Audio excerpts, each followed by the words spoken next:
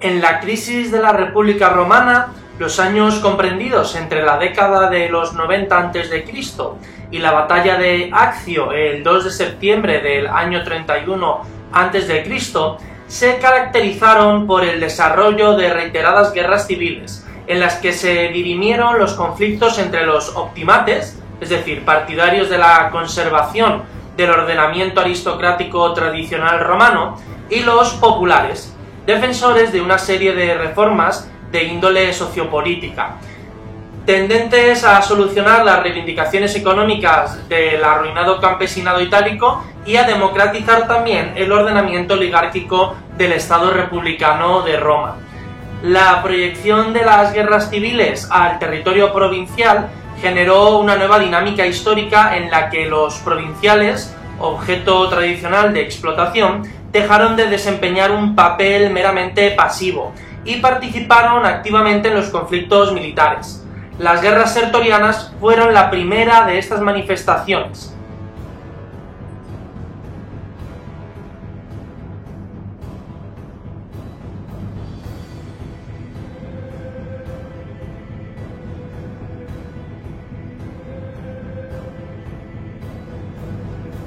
La década del 80 a.C.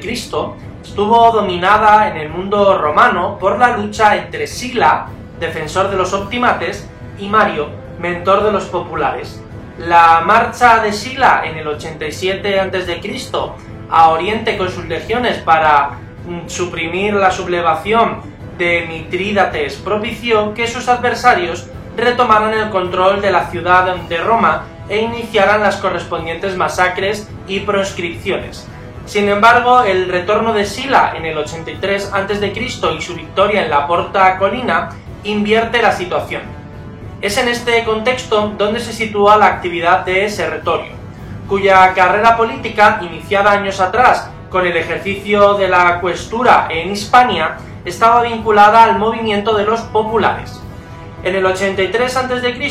fue nombrado gobernador de la Hispania Citerior, pero el regreso de Sila, victorioso sobre Mitrídates, propició su destitución. No obstante, Sertorio logró abandonar el mundo itálico con sus partidarios y se refugia en la Hispania.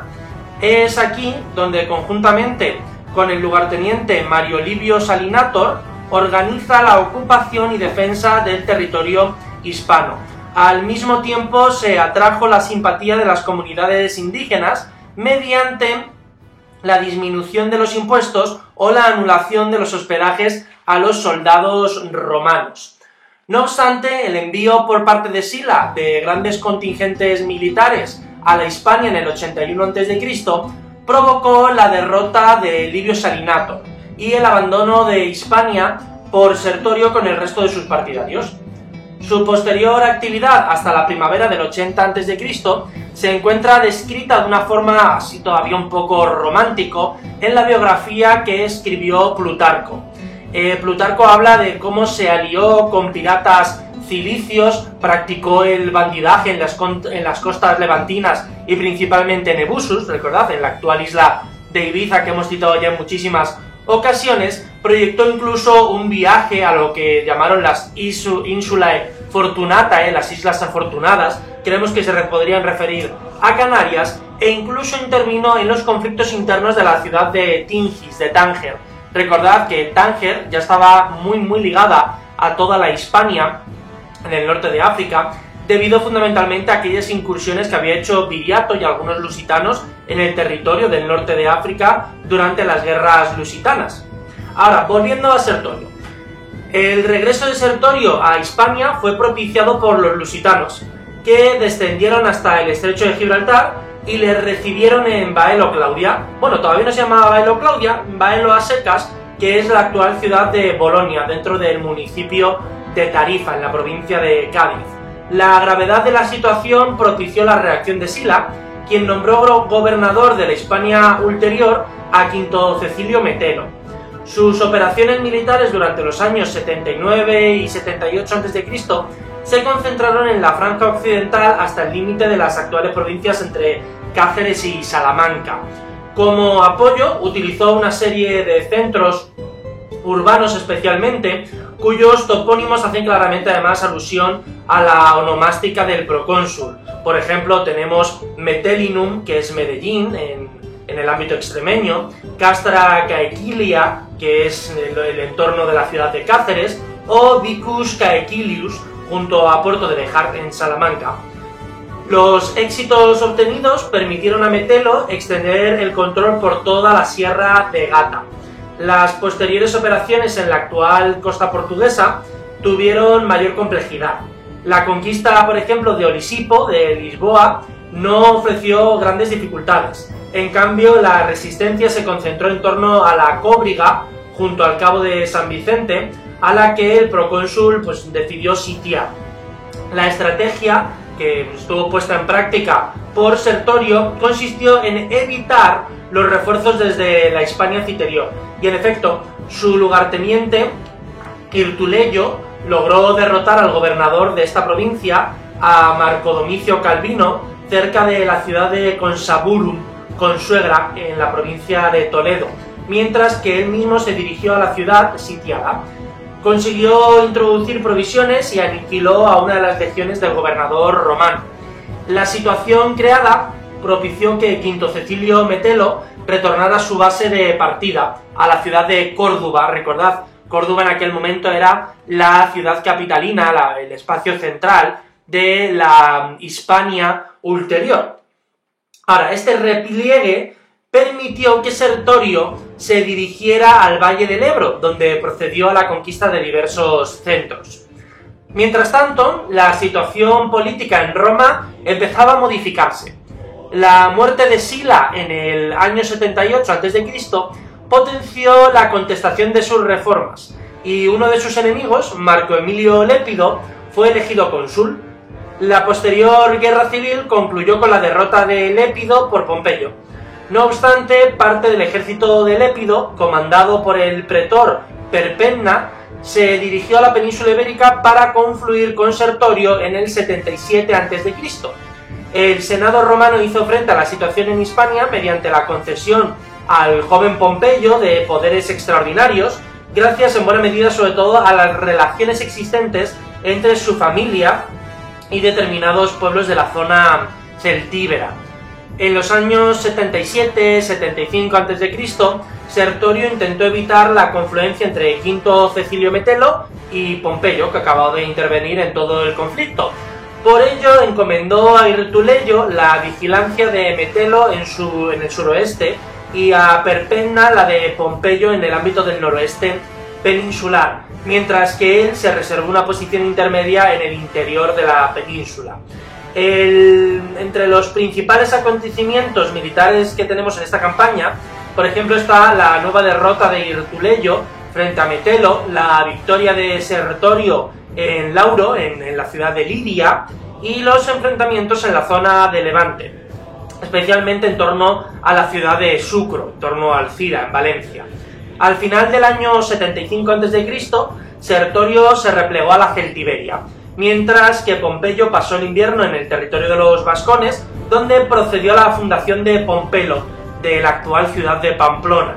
Por su parte, Quinto Cecilio Metelo se abastecía constantemente de bienes en la Galia, también se abastecía allí de hombres para sus legiones. La intensidad de las operaciones militares durante estos años exigió una mayor disponibilidad de recursos. En este sentido, por ejemplo, se conocen a través de Salustio las comunicaciones de Pompeyo al Senado romano. Semejantes exigencias eran especialmente apremiantes dado que el acuerdo alcanzado entre Sertorio y Mitríades, que era rey del Ponto, creo que no lo habíamos citado hasta ahora quién era Mitríades, también lo conocemos como Mitrídates. Pese a ello, las posiciones de Sertorio se debilitan progresivamente, sobre todo muy especialmente a partir del año 74 a.C., debido a la amnistía que se le concede a los seguidores de Lépido, que eran el bando contrario. En este contexto, las operaciones militares de los años finales del conflicto se concentran casi todas en la Celtiberia.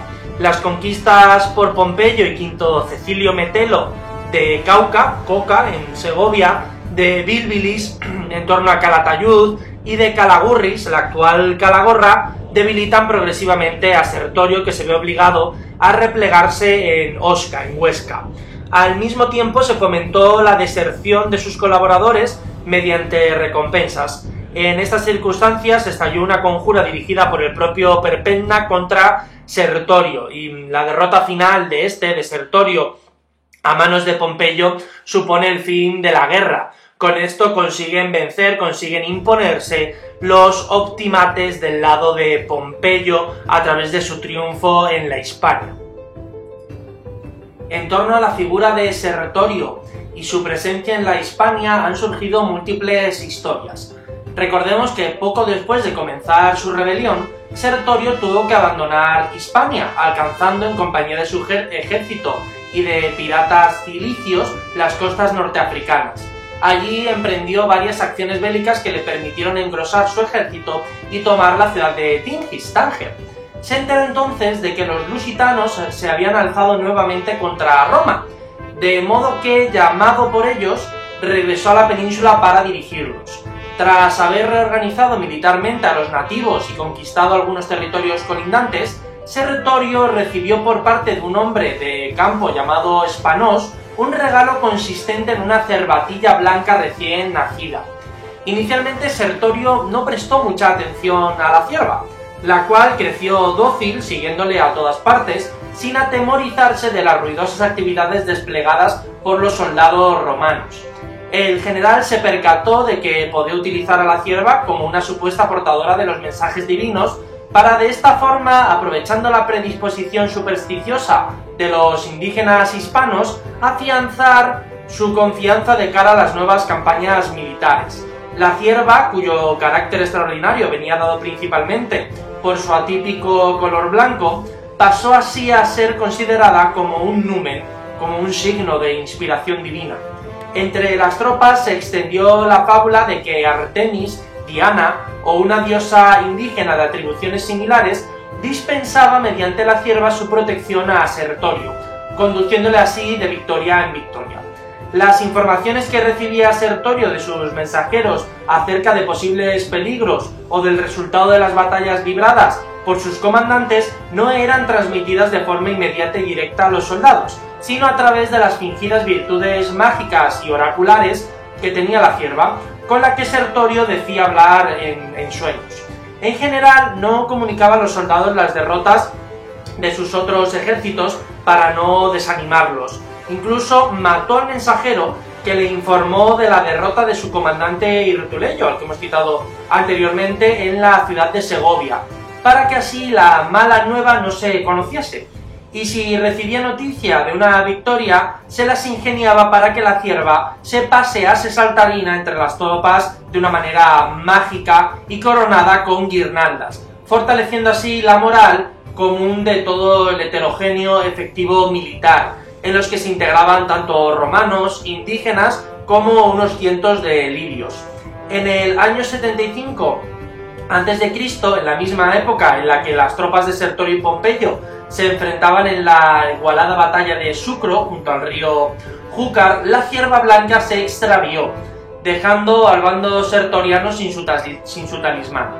No pasaron muchos días hasta que unos exploradores consiguieron recuperar al animal, llevándoselo posteriormente a Sertorio. Este les prometió una fuerte suma de dinero, tanto por el hallazgo como por su silencio, pues quiso dar apariencia milagrosa al suceso, de modo que hizo que la cierva se le acercase por sí misma ante todos mientras despachaba diversos asuntos en lo alto de un tribunal. Los asistentes se maravillaron y con renovado entusiasmo aclamaron a Sertorio. Pero su suerte comenzaba ya por entonces a declinar, viéndose cada vez más acosado por las maniobras militares de Pompeyo y de Metelo, generales del partido rival. Recordad, acabamos de narrar un poco cómo se desarrollaba aquella guerra sertoriana.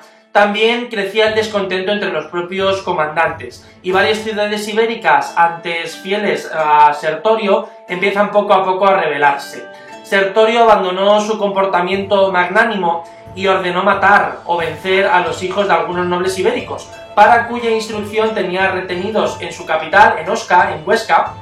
Por ejemplo, la imagen que habéis visto antes de Sertorio subido en un caballo es una imagen de la creación de la ciudad de Osca, de Huesca, en tiempos de Sertorio. Es realmente un cuadro del barroco, pero que rememora aquella capitalidad sertoriana de la ciudad de Huesca. Y fue allí en Huesca donde, en el transcurso de un banquete y sin que su cierva le avisase, Sertorio cayó víctima de una conjura organizada por su comandante Perpenna.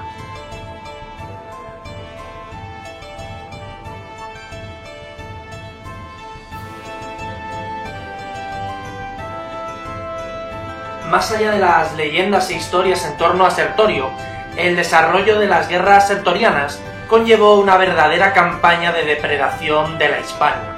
El propio Pompeyo se hizo eco de la situación creada en una de sus cartas remitidas al Senado romano, en la que afirmaba: «La Hispania citerior, que no está en poder del enemigo, ha sido devastada hasta el exterminio».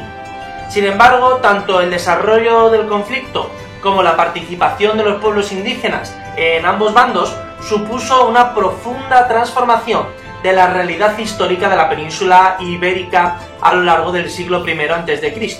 El proceso de la romanización se aceleró muchísimo en esos años de la guerra y la influencia romana alcanzó todos los planos de la vida.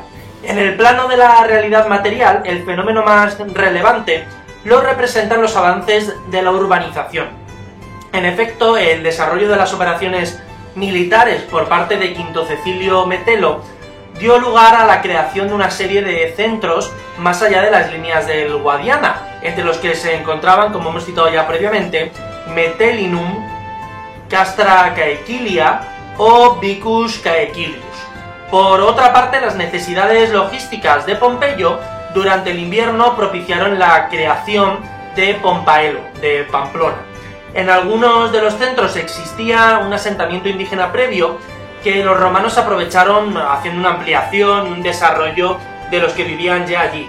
En cambio, en otros se crearon centros urbanos ex nihilo, igual que habíamos visto ya el caso, por ejemplo, de Itálica a lo largo de finales del siglo III a.C. por parte de Escipión el Africano.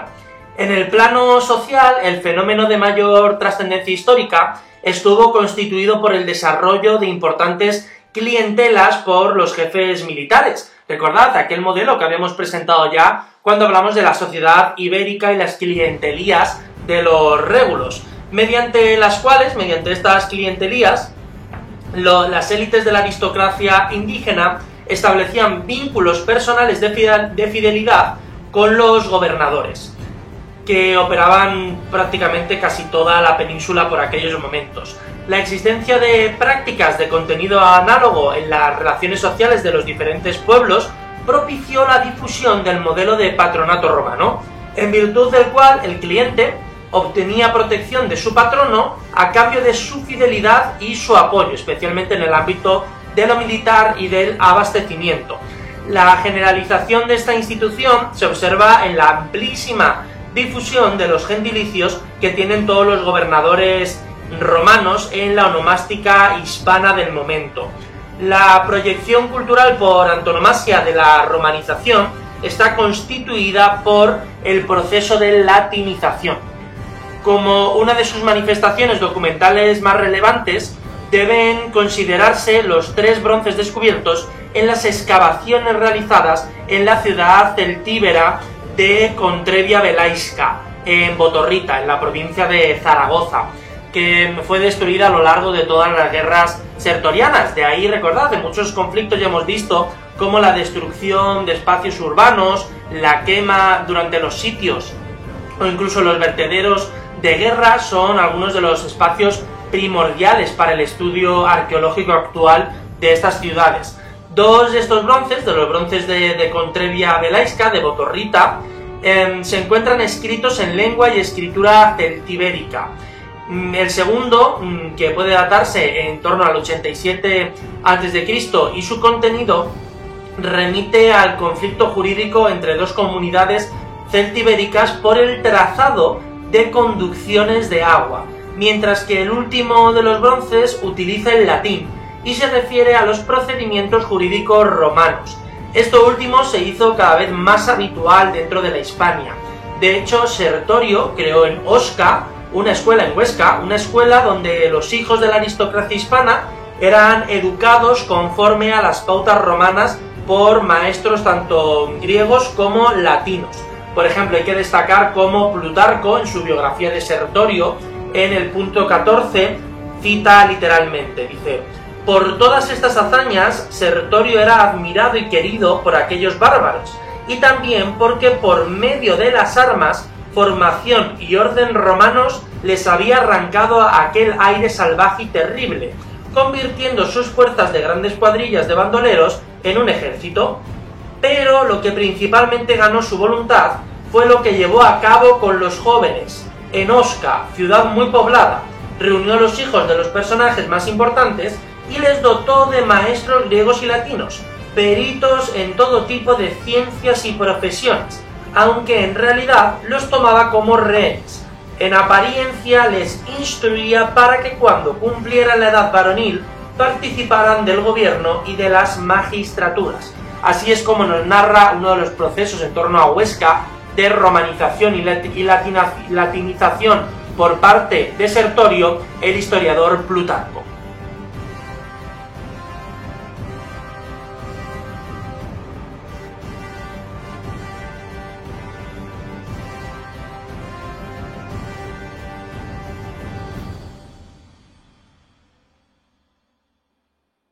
Tras el asesinato de Sertorio, Quinto Cecilio Metelo regresó inmediatamente a Roma para obtener los correspondientes honores del triunfo. Pompeyo, en cambio, permaneció en Hispania hasta la primavera del 71 a.C.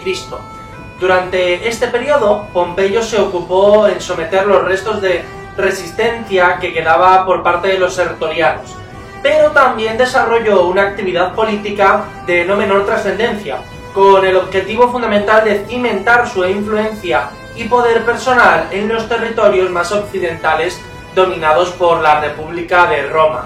Los últimos focos de resistencia de los partidarios de Sertorio se situaban sobre todo en el norte de la meseta, en ciudades como Uxamar Gaela, que es Osma, Termantia, en el término actual de Montejo de Tiermes, en la provincia de Soria, o en Clunia, Coruña del Conde, en Burgos.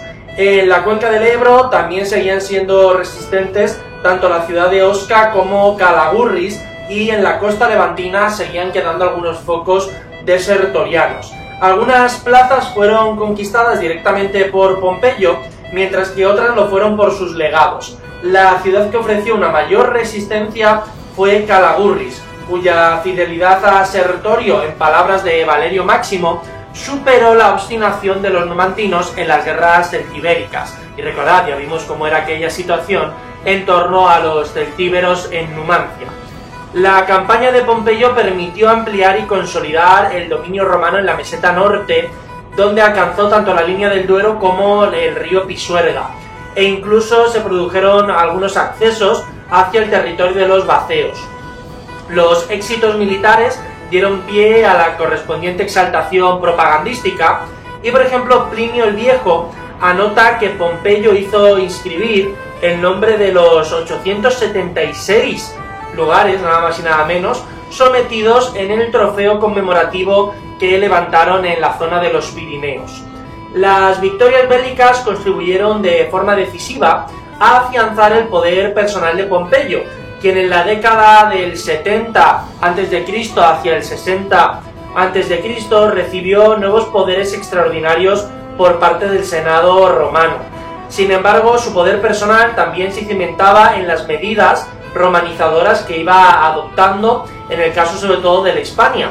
Además de fundar determinados centros urbanos, Pompeyo se labró amplias clientelas, en gran parte gracias a los términos de la ley Gelia Cornelia, que le permitió conceder la ciudadanía romana a todas las tropas auxiliares de sus legiones. Entre los favorecidos se encontraron algunos grupos de saguntinos y también la familia de los Balbos de Gades, de la ciudad de Cádiz. Con ellos se iniciaba así una integración de la aristocracia ibérica dentro del sistema de privilegios de Roma.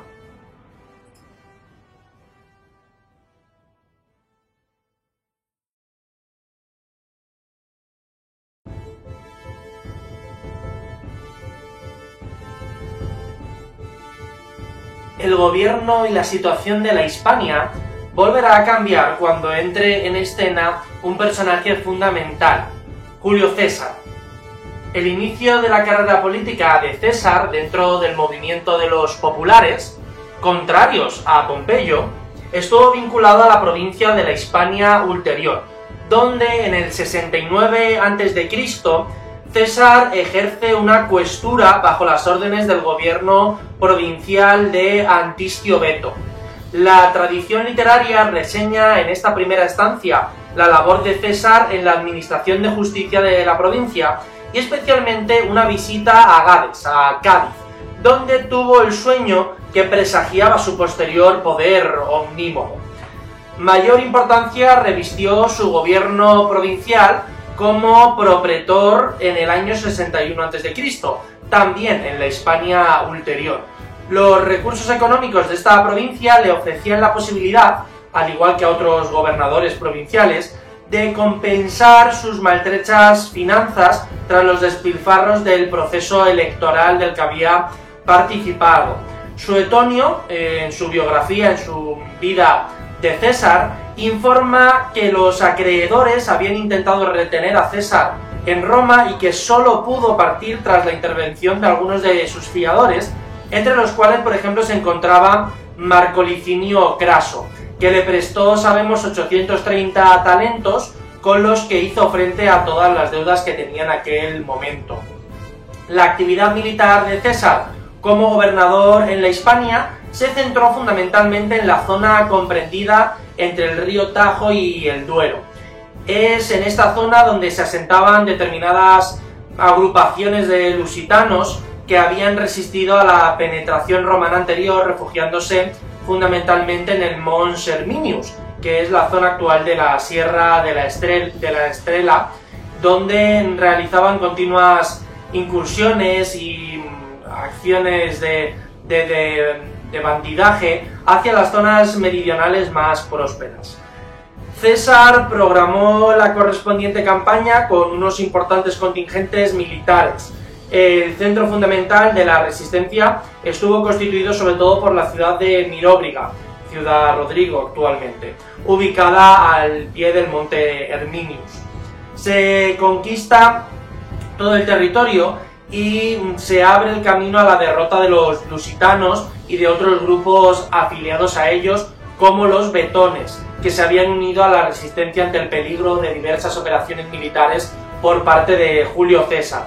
Esta victoria permitió a César alcanzar la línea del río Duero, más allá de la cual se extendía el territorio de los galaicos, que había escapado hasta entonces del control romano directo. César decidió entrar en el territorio de la Gallaecia, en el territorio de Galicia, en persecución de los lusitanos que habían huido a todas esas zonas montañosas. Posteriormente hizo trasladar desde Gades, desde Cádiz, contingentes navales para poder someter la última resistencia de los lusitanos, que se habían hecho fuertes en un islote que había a unos 45 kilómetros de la ciudad de Olisipo, desde la ciudad de Lisboa. El siguiente paso fue programar una expedición marítima al extremo noroccidental de la península ibérica y tras desembarcar en Brigantium, en La Coruña, logró la sumisión de gran parte de las tribus galaicas que, según la descripción de los acontecimientos que nos da el cronista Dion Casio, se rindieron aterrorizados porque nunca antes habían visto semejantes naves como las que acababa de llevar en aquel momento Julio César. Las operaciones militares de César durante su gobierno en la provincia de la Hispania Ulterior implicaron la extensión del control territorial en la franja costera del occidente peninsular hasta alcanzar la línea del río Duero, así como también la proyección de la influencia romana en todo el territorio galaico. Todo ello también tuvo unas consecuencias económicas bastante importantes. Por ejemplo, el botín de guerra y las compensaciones por la victoria permitieron a César reparar su economía completamente desastrosa y acumular además unos recursos para poder hacer frente a los gastos electorales inherentes a su elección como cónsul más tarde en el año 59 a.C. Los contingentes militares que le acompañaron también se vieron muy favorecidos. Por ejemplo, tras la conquista de Miróbriga, César repartió, sabemos que unos 100 sestercios a cada uno de los soldados que participaron en aquel asedio. Obviamente esta dinámica favoreció completamente su influencia clientelar y su prestigio tanto entre los legionarios como incluso entre algunos grupos de indígenas.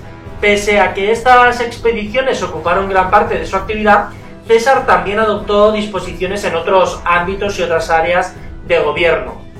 Plutarco, volvemos a hacer referencia a él, porque alude al esfuerzo que hizo César por lograr la concordia entre las ciudades y la solución de los conflictos existentes entre acreedores y algunos de sus deudores. Prestó muy especial atención a la ciudad de Gades, a Cádiz, donde según Cicerón se hace la abolición de determinadas costumbres y de usos calificados por los romanos como bárbaros. También sabemos que en Gades calmó las disensiones, otorgó grandes beneficios y consolidó las relaciones con la aristocracia local, especialmente con aquella familia que ya había mejorado fundamentalmente Pompeyo, que era la familia gaditana de los Balbos. Asimismo, las cargas fiscales sobre la provincia fueron mitigadas y al conseguir César que el Senado suspendiese los tributos impuestos por Cecilio Metelio, durante toda la guerra sertoriana consigue la pacificación y mejora económica del territorio sur de toda la Hispania ulterior. La política llevada a cabo por César durante su propretura en la Hispania ulterior durante el 61 a.C. no difería sustancialmente de la usual que tenían otros gobernadores provinciales de la época republicana, quienes solían utilizar habitualmente el poder provincial como un instrumento para aumentar su influencia dentro de la aristocracia romana general de toda la época republicana.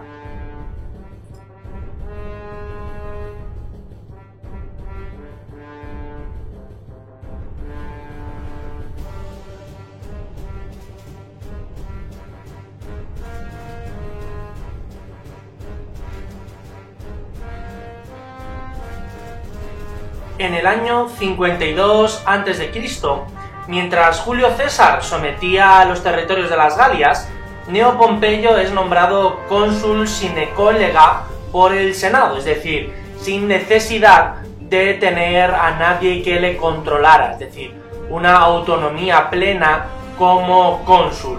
El auge de los poderes personales de Pompeyo lleva a otros sectores más inmovilistas de la nobleza romana a tomar partido por él. Va a hacer que se genere un empoderamiento en torno de nuevo a los optimates, a la alta élite de Roma. Mientras tanto, César regresa de las Galias con su ejército hacia el mundo itálico y debe desmovilizar sus legiones. Ante esta situación, Julio César cruza el río Rubicón y entra en el territorio de Italia, marchando sobre la ciudad de Roma.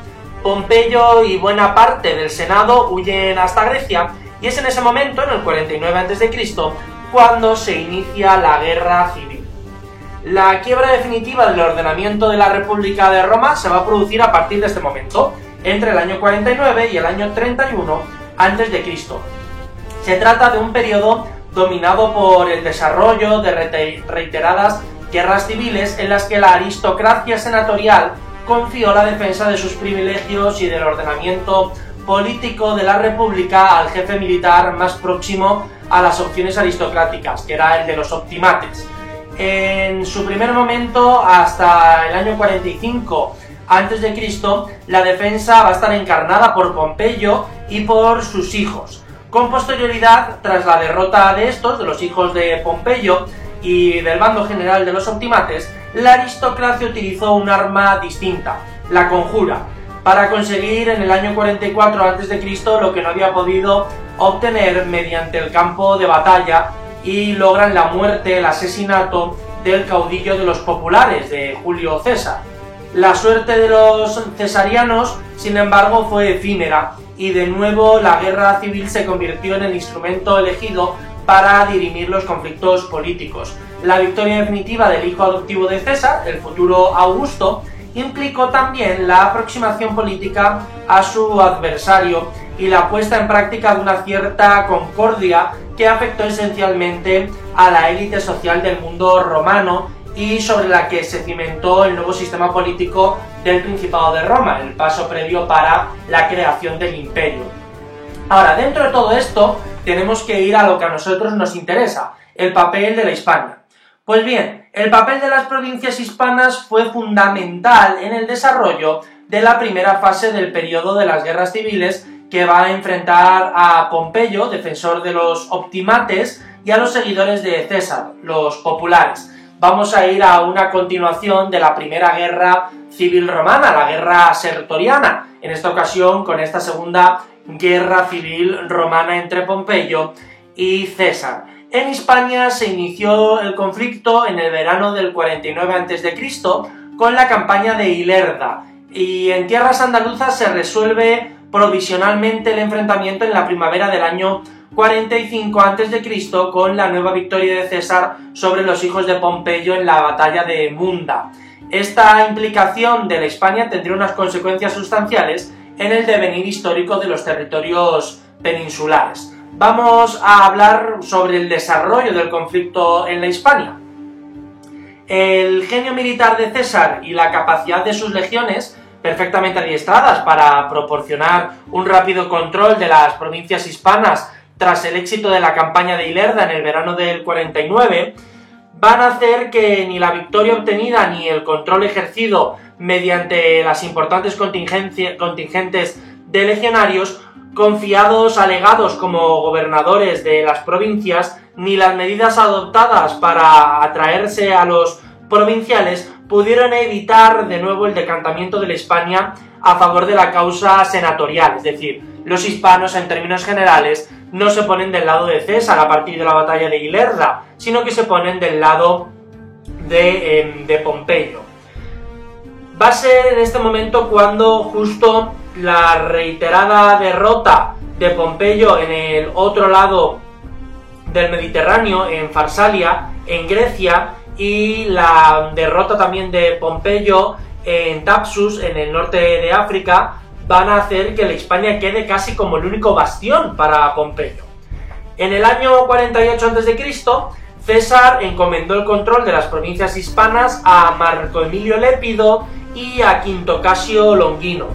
De inmediato estalla la crisis en la Hispania ulterior, gobernada por Longino, que contaba con importantes contingentes militares formados sobre todo por las legiones segunda, la Vernácula, la 21 y la Legión 30.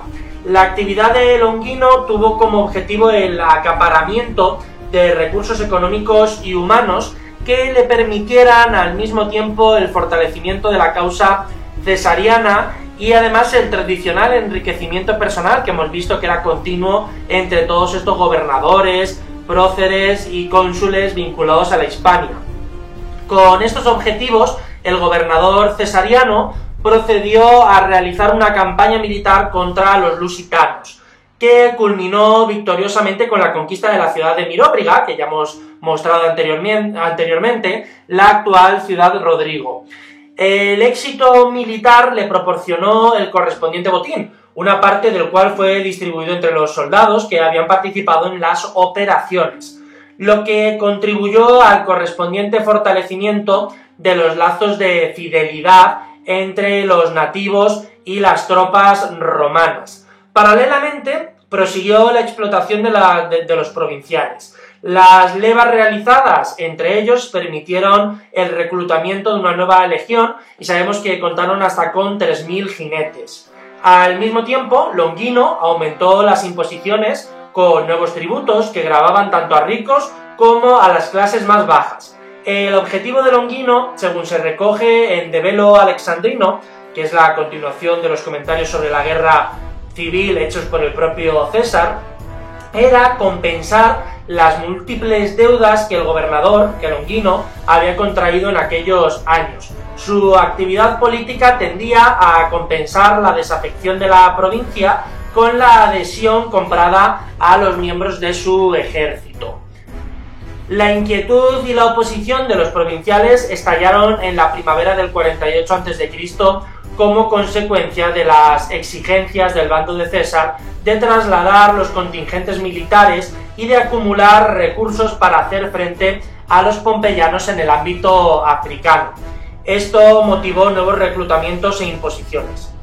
Se produjo entonces una conjura protagonizada por los ciudadanos romanos de la ciudad de Itálica, en Sevilla, que intentaron acabar con la vida del gobernador cuando éste se dirigía por la tarde a la Basílica de Córdoba. Recordad, Córdoba es la capital en aquel momento más importante que tenemos en la Hispania ulterior. Los conjurados no lograron acabar con la vida de Longino, quien tras ser herido pudo encargarse de la represión, en la que algunos lograron salvar sus vidas a cambio de la entrega de importantísimas sumas de dinero que financiarían a las tropas de César y Longino. El odio generalizado de la provincia contra el gobernador alcanzó a las unidades militares, y las legiones segunda, la vernácula y la tercera, reclutada muy poco antes de empezar la guerra entre los provinciales, se amotinaron y eligieron como jefe a un italicense, a Quinto Torio, al mismo tiempo que manifestaron abiertamente su lealtad a Pompeyo, cuyo nombre llegaron a inscribir, sabemos, en los escudos de los legionarios. Pese a la intervención del cuéstor Marco Marcelo, la situación no se normalizó y los amotinados se dirigieron contra las unidades fieles a Longino, que se refugiaron en la ciudad de Ulia, donde a día de hoy tenemos Montemayor, en la provincia de Córdoba. Ante la situación creada, se procedió a sustituir al odiado gobernador, a Longino, cuyo lugar fue ocupado por Trebonio Casio. Va a ser interesante que Trebonio, a partir de este momento, será quien gestione todo el asunto bélico de César. Longino va a embarcarse en Málaga, pese a que la estación era contraria a la navegación, lo que hizo que su nave zozobrara a la altura de la desembocadura del río Ebro. Así es como termina realmente Longino su carrera política, en aquel momento zozobrando cerca del río. La situación de abierta rebelión hizo que la Hispania ulterior se convirtiera en el último baluarte de los pompeyanos. Para capitalizar y organizar la sublevación, Neo Pompeyo, uno de los hijos del asesinado Pompeyo, se dirige a la Hispania desde África con un pequeño contingente militar y conquistó las Islas Baleares, siendo proclamado imperator por los amotinados en Cartago Nova. Con posterioridad a la derrota de los pompeyanos en África en la batalla de Tapso, los supervivientes son dirigidos por Sexto Pompeyo, hijo de Pompeyo, del que había muerto en África y que había sido el líder tradicional, tanto en época sertoriana como ahora en la Segunda Guerra Civil Romana. Todos los capitaneados ahora por Sexto Pompeyo van a buscar refugio en el sur de la península ibérica. Semejante cambio de la provincia de la Hispania ulterior suponía una vuelta al compromiso con Pompeyo de comienzos de la Guerra Civil en el año 49 a.C. Resulta difícil interpretar el hecho, especialmente por la forma en que se contradice la evolución general de todos los acontecimientos, pues mientras que en el resto del Mediterráneo los pompeyanos eran derrotados de una manera reiterada por César, renacía en el sur de la península ibérica el apoyo al bando de la aristocracia senatorial pompeyana. La tradición literaria clásica dio como explicación fundamental el comportamiento nefasto para con los habitantes de la Hispania por parte de Longino, cuyos abusos, según el senador del siglo III que narra toda esta historia, que es Dion Caso, provocaron el levantamiento popular y el levantamiento militar, pese a que la provincia había sido pacificada realmente por César y no por los pompeyanos. Sin minusvalorar la importancia de la conducta del gobernador, que otras informaciones pormenorizan, posiblemente se deba realmente considerar como el factor detonante y no como su causa determinante. En realidad, el marco sociopolítico hispano se organizaba en las importantes clientelas militares que Pompeyo había fomentado en los años precedentes y dependía del partido tomado por la élite de la provincia hispana, bueno, de las provincias hispanas, en la que abundaban los caballeros y nobles romanos cuyos intereses realmente convergían en aquellos momentos con los de la aristocracia senatorial pompeyana, representados en ese momento por los hijos ya de Pompeyo. Fueron los equites italicenses de la ciudad itálica los que desencadenaron realmente los acontecimientos mediante la conjura contra el gobernador Longino.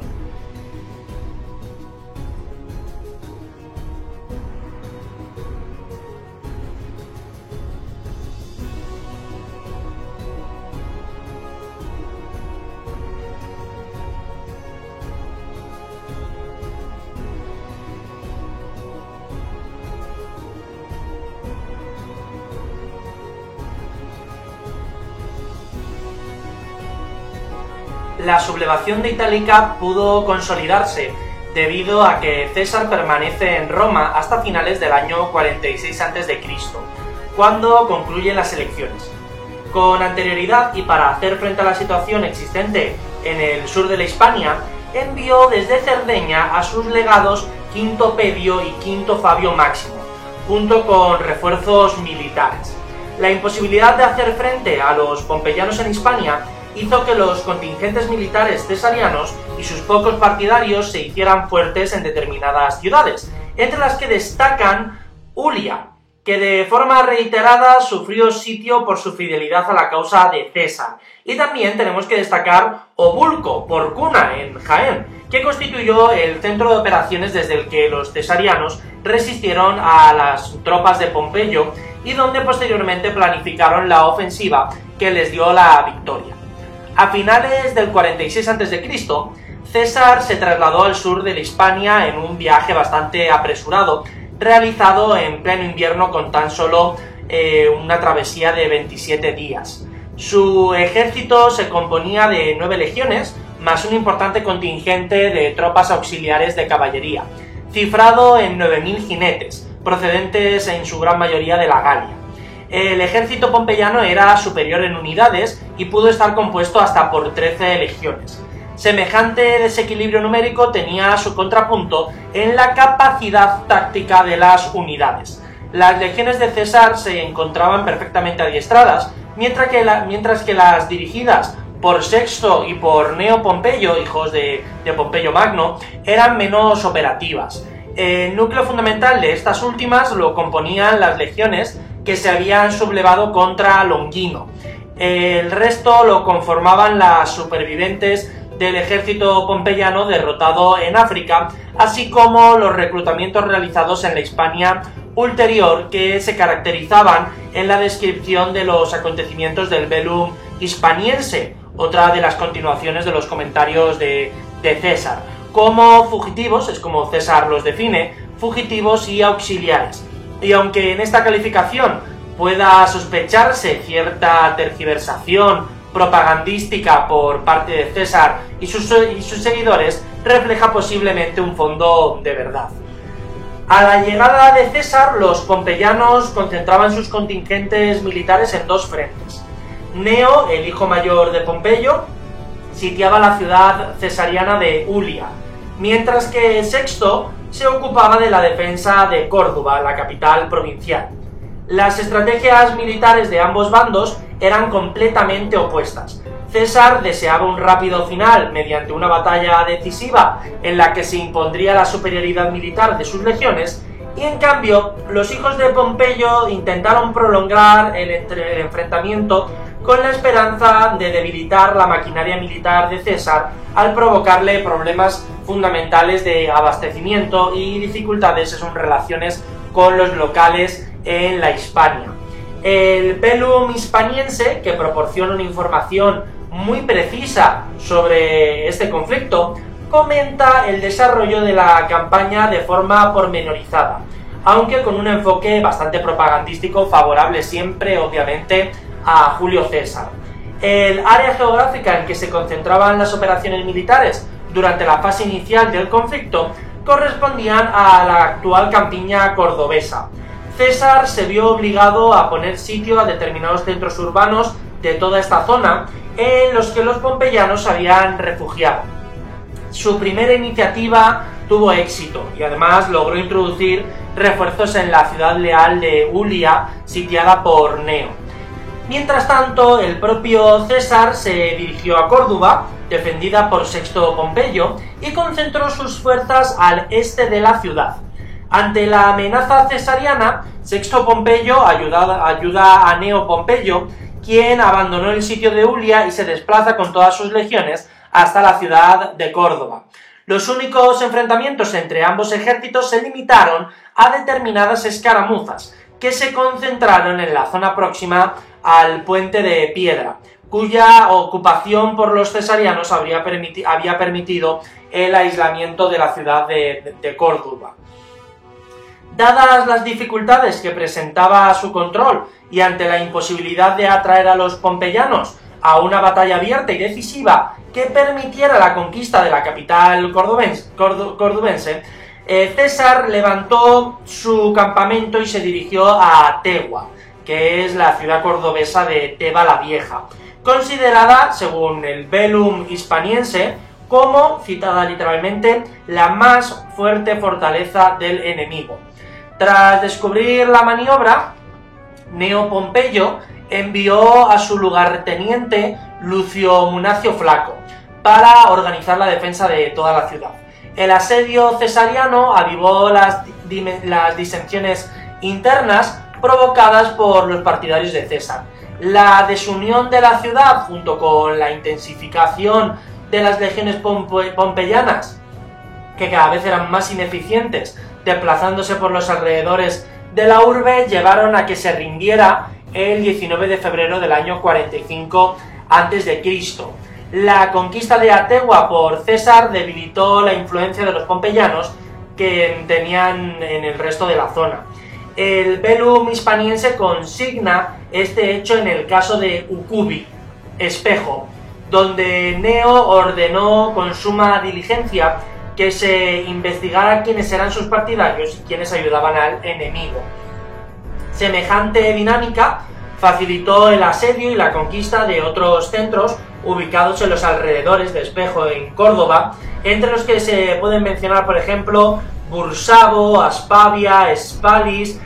Estas últimas, la localización es bastante imprecisa, no somos capaces de situarla en el ámbito cordobés, pero por ejemplo sí que hay otras como Soricaria, que es Castro del Río, Bentipo, en el Cerro de la Atalaya, en Casariche, en la provincia ya de Sevilla, o Carruca, en el Cerro de la Camorra, en Osuna, que es donde hemos encontrado los mayores restos arqueológicos de toda esta parte del conflicto.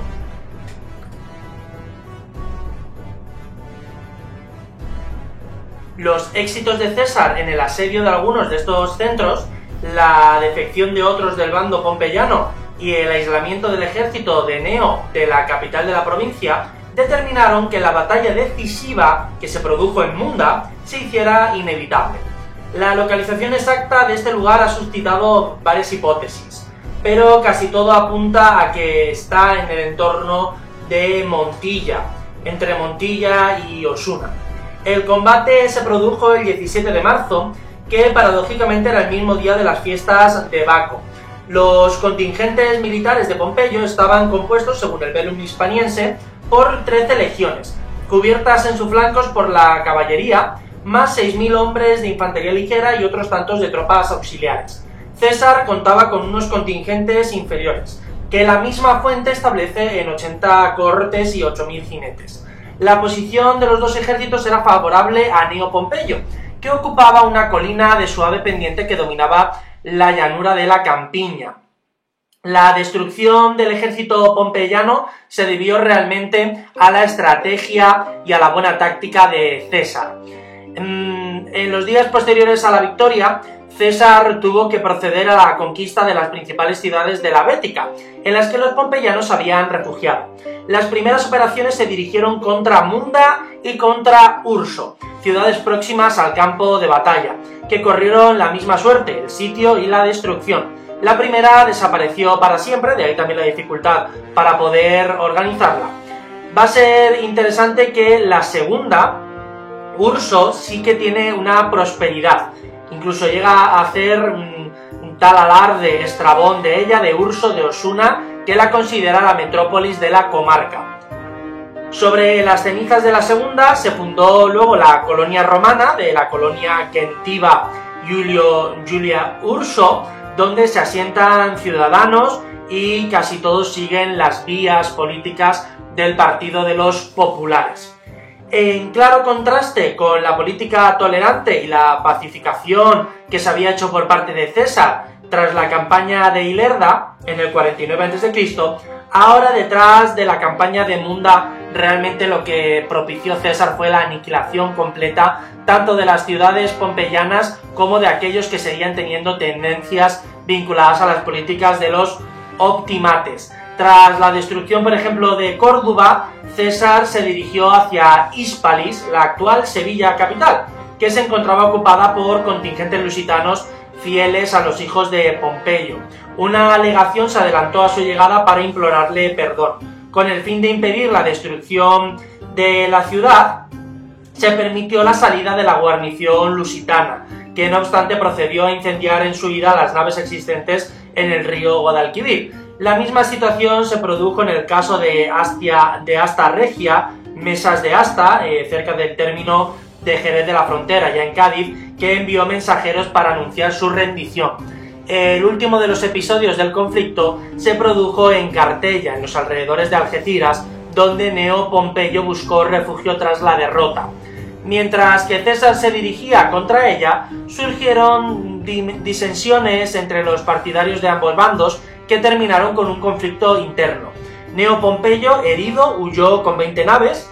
Cayo Didio, con la flota estacionada en la ciudad de Cádiz, le persiguió y le dio alcance mientras Cneo se aprovisionaba de agua en las costas del Levante peninsular. Ejecutado en Lidia, su cabeza fue expuesta a la vista del pueblo en Hispalis, en Sevilla, el día 14 de abril de ese mismo año.